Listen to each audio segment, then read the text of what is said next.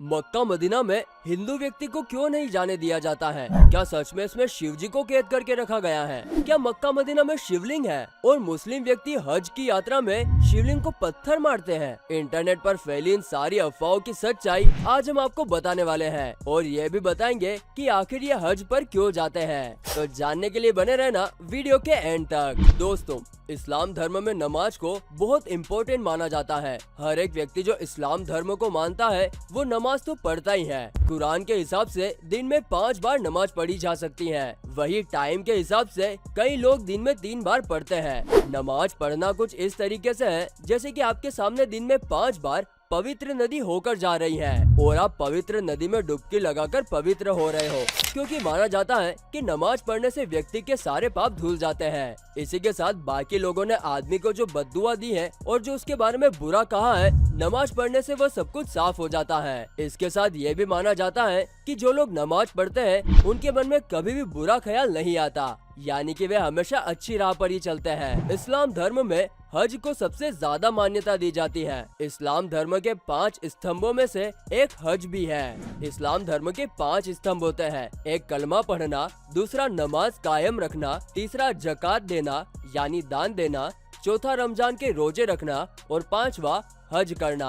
और हज पर आने के बाद माना जाता है कि मुसलमान व्यक्ति पवित्र हो जाते हैं और उन्होंने जो भी गलती किया है वह सब साफ हो जाता है, यानी कि यहाँ पर अपनी गलती की माफी मांगने आते हैं, क्योंकि यहाँ पर ही अल्लाह द्वारा भेजे गए आखिरी नबी मोहम्मद साहब का जन्म हुआ था। इसीलिए वे लोग इसे अल्लाह का घर बताते हैं और जो यहाँ की यात्रा करता है वे अपने सारे पापों से मुक्त हो जाता है और इस यात्रा को हज कहा जाता है। हमने पहले कहा था कि इस्लाम धर्म के 5 स्तंभ होते हैं और इसमें से जो 4 स्तंभ होते हैं उसे तो हर मुसलमान घर पर बैठकर ही कर सकता है, लेकिन हज के लिए ऐसा नहीं होता। हज के लिए उसे मक्का मदीना आना ही पड़ता है। हज का मतलब होता है अल्लाह के घर जाना, और जैसे कि रोज नमाज पढ़ना और रोजा रखना एक इस्लाम धर्म के व्यक्ति को सच्चा मुसलमान बनाता है, बिल्कुल वैसे ही हज की यात्रा पूरी करके वह अपने जीवन को सफल करते हैं। इसीलिए हर एक मुस्लिम व्यक्ति एक न एक बार अपने जीवन में हज की यात्रा करता ही है या फिर उसे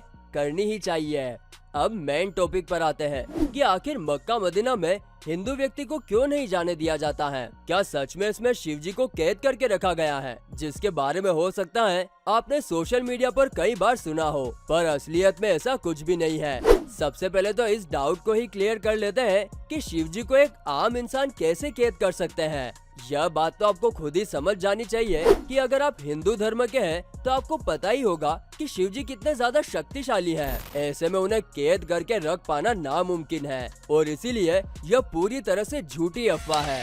अब कई लोग यह भी कहते हैं कि मक्का मदीना में शिवलिंग है, लेकिन ज्यादातर लोग इस बात को झूठ मानते हैं और कहते हैं कि ऐसा नहीं हो सकता है। और रही बात, अगर आपने कभी ऐसा सोचा है कि हिंदू धर्म के व्यक्ति को मक्का मदीना में क्यों नहीं जाने दिया जाता, तो मैं आपको बता दूं कि बस हिंदू धर्म के व्यक्ति ही नहीं बल्कि किसी भी गैर मुस्लिम व्यक्ति को इसमें नहीं जाने दिया जाता है।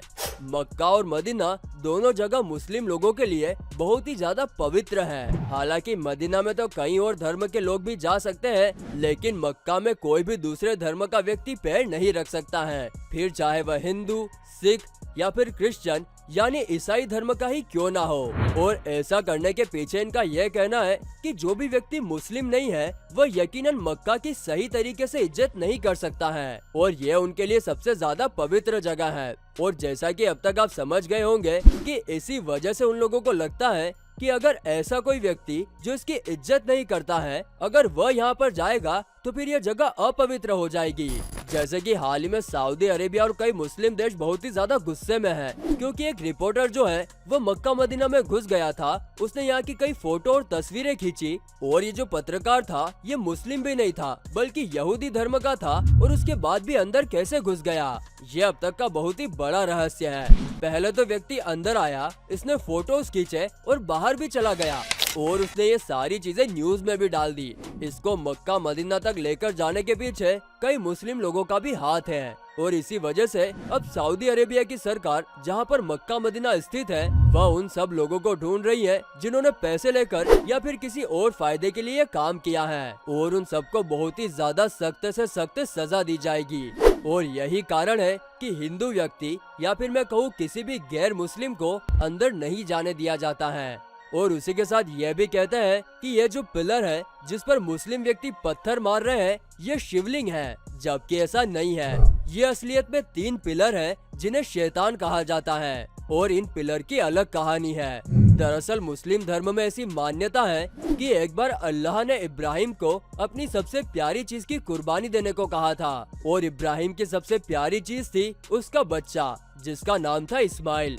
पर अल्लाह के कहने पर वो अपने बच्चे की कुर्बानी देने के लिए तैयार हो गया और जब वो अपने बच्चे को लेकर जा रहा था तब रास्ते में उन्हें एक शैतान मिला था जिसने उनसे कहा था कि आप अल्लाह के कहने पर अपने बच्चे की जान क्यों दे रहे हो, आखिर बूढ़ा होने पर आपकी देखभाल कौन करेगा। ये सुन के इब्राहिम ने थोड़ी देर सोचा पर फिर अपनी भावनाओं पर नियंत्रण रखकर वो आगे बढ़ गए और जब इब्राहिम के बेटे की कुर्बानी हो रही थी तो इब्राहिम ने अपनी आंख बंद कर दी और आंख खोलने पर देखा कि उनका बच्चा सही सलामत था। ये बस एक परीक्षा थी और इसीलिए जो भी मुसलमान हज यात्रा पर जाता है तो हज यात्रा का अंत इस शैतान को पत्थर मारकर ही करता है।